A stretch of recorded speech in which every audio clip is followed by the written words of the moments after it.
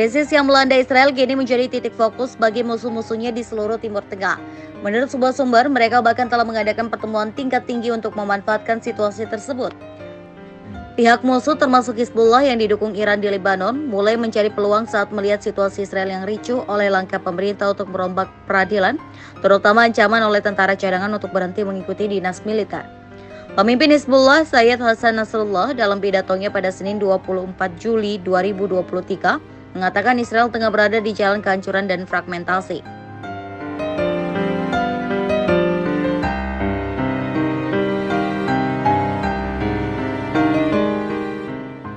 Terlepas dari propaganda yang disiarkan oleh kelompok-kelompok musuh Israel, faksi-faksi ini juga memberikan perhatian khusus pada krisis tersebut dalam pertemuan tertutup. Mereka disebut menganggap ini sebagai titik balik potensial bagi Israel. Seorang diplomat Iran mengatakan subjek yang dibahas pada pertemuan 3 jam pekan lalu yang melibatkan seorang komandan senior dari pasukan Quds Iran, cabang pengawal revolusi yang menyalurkan dukungan militer kepada sekutu Teheran, 2 pejabat keamanan Iran, dan pejabat dari kelompok Islam Palestina Hamas. Setelah menyimpulkan bahwa krisis telah melemahkan Israel, mereka sepakat bahwa mereka harus menahan diri dari campur tangan langsung apapun. Mereka juga percaya bahwa hal ini dapat memberikan kesempatan kepada Perdana Menteri Israel, Benjamin Netanyahu, untuk mengalihkan kesalahan kepada musuh asing. Sumber Hamas menolak mengomentari hal tersebut, mengatakan ada diskusi yang sedang berlangsung antara Hamas, Iran, dan pasukan Quds atas seluruh situasi dan untuk membahas cara-cara untuk meningkatkan pekerjaan perlawanan. Sumber yang dekat dengan Hamas dan Jihad Islam juga mengatakan kedua kelompok itu memantau dengan cermat protes di Israel, menikmati gambarnya dan berharap ketegangan semakin memburuk. Namun mereka juga mewaspadai resiko Netanyahu berusaha mengalihkan perhatian dari krisis domestik melalui konflik melawan musuh Israel yang dapat mempersatukan rakyatnya.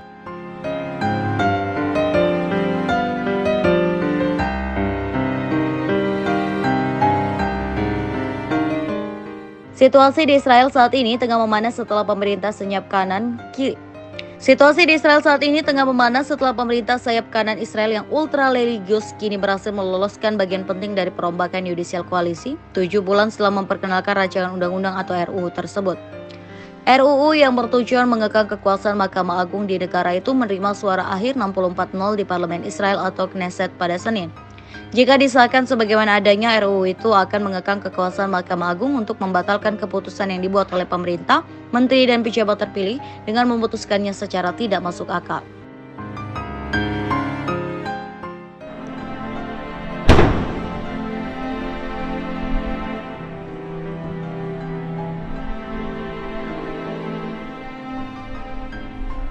Pemimpin Hizbullah Hassan Nasrallah tewas dalam serangan udara yang diluncurkan Israel di kota Beirut, Lebanon pada Jumat 27 September 2024 malam waktu setempat.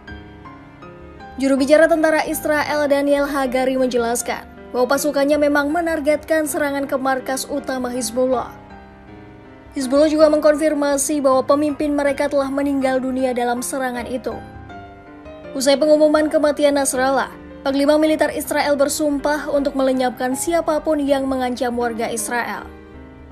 Lalu siapa sebenarnya Hassan Nasrallah? Berikut profilnya.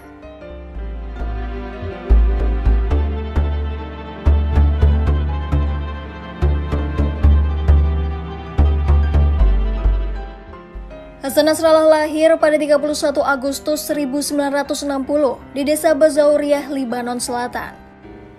Nasrallah menikah dengan Fatimah Yasin dan dikaruniai 5 orang anak.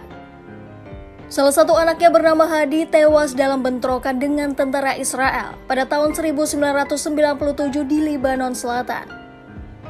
Nasrallah mengenyam pendidikan di sekolah Muslim Syiah di Lebanon, Irak, dan Iran. Saat masih bersekolah, Nasrallah bergabung dengan Gerakan Amal dan naik menjadi anggota Biro Politik pada tahun 1979. Namun pada tahun 1982, Nasrallah meninggalkan organisasi tersebut karena perbedaan pandangan terkait perlawanan terhadap invasi Israel di Lebanon. Setelah keluar, Nasrallah bergabung dengan Hizbullah yang saat itu baru dibentuk. Pada tahun 1985, Nasrallah pindah ke Beirut dan jabatannya naik sebagai eksekutif utama.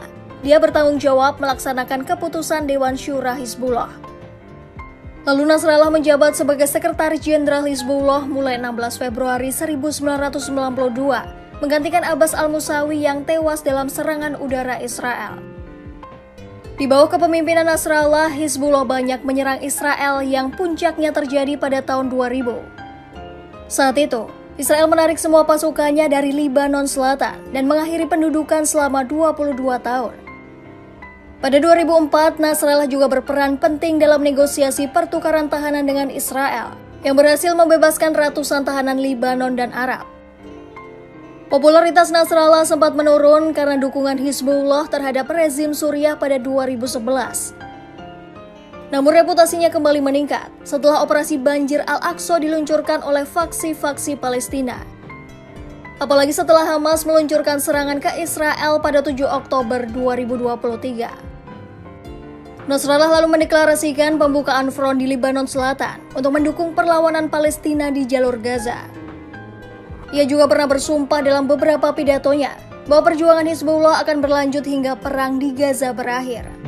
Hizbullah memperingatkan akan terus menyerang dan membuat Israel menderita jika negeri Zionis tersebut tidak segera melakukan gencatan senjata.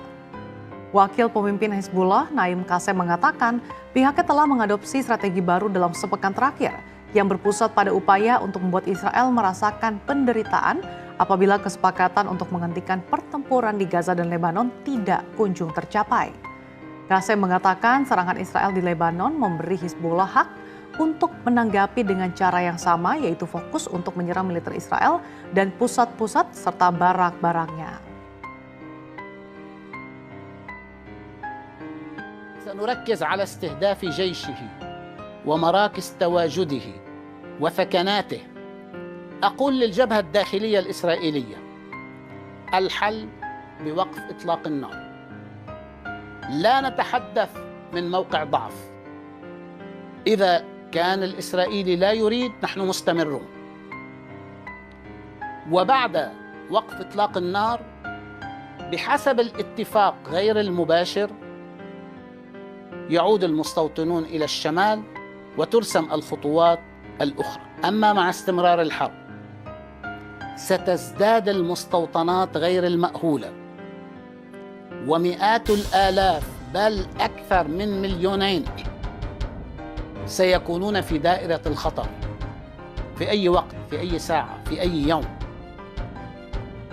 لا تصدقوا أقوال مسؤوليكم عن قدراتنا. انظروا بأعينكم إلى قتل جيش.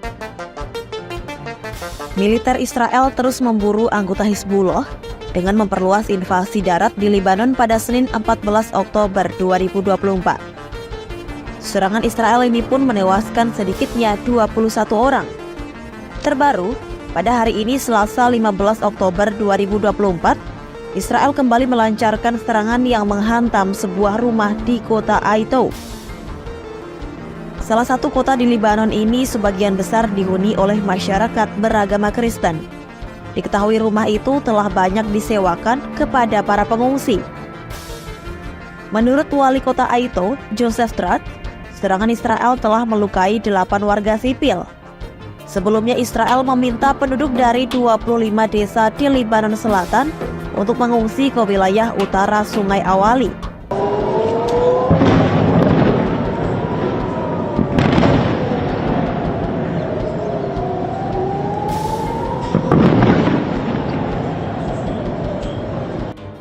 Pada Minggu, serangan drone Hizbullah menghantam pangkalan militer Israel di dekat Haifa.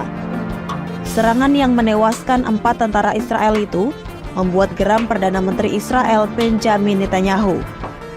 Dalam sebuah pernyataan, Netanyahu mengatakan bahwa Israel tak akan berhenti menyerang Hizbullah. Netanyahu mengatakan militernya akan terus menyasar kelompok yang didukung Iran itu dimanapun, termasuk di Beirut. Konflik Israel-Hizbullah kian memanas yang mengakibatkan warga Lebanon harus mengungsi ke wilayah lain di dalam negara maupun ke Suriah. Konflik ini telah berjalan selama setahun yang berawal ketika kelompok Hizbullah mulai menembakkan roket ke Israel untuk mendukung Hamas di Palestina. Namun naasnya, konflik di Lebanon justru kian memanas dan selama setahun ini serangan Israel tercatat telah menewaskan lebih dari 2.300 orang. Militer Israel mulai kehabisan senjata untuk melanjutkan serangannya di Timur Tengah menyusul saling serang Tel Aviv dengan milisi Hizbullah di Lebanon dan agresi brutalnya yang masih berlangsung di jalur Gaza Palestina. Financial Times melaporkan Israel belakangan mulai kekurangan rudal pertahanan udara sehingga meminta bantuan Amerika Serikat untuk mengirimkan amunisi persenjataan. Pasca serangan Iran, Israel menyatakan bakal melancarkan serangan balasan ke Iran. Sejumlah pihak pun menduga serangan balasan tersebut akan menyasar fasilitas minyak bahkan nuklir Teheran. Hal ini membuat negara-negara di dunia was-was dan mulai mendesak embargo senjata terhadap Israel guna mencegah eskalasi konflik. Prancis adalah salah satu negara yang menyerukan embargo senjata ke Israel tersebut.